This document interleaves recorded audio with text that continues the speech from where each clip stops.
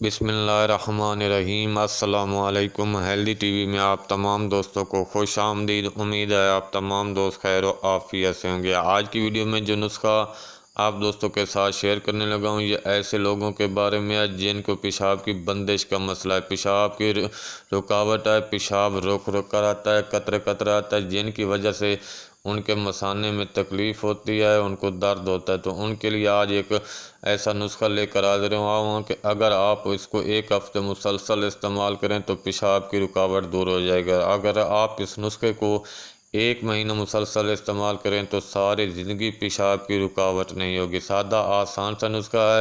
نسخہ بتانے کے ساتھ ساتھ آپ دوستوں سے گزارش ہے کہ اگر آپ نے ہمارے چینل ہیلدی ٹی وی کو سبسکرائب نہیں کیا تو صحت مند رہنے کے لیے ہیلدی ٹی وی کو سبسکرائب ضرور کر دیں۔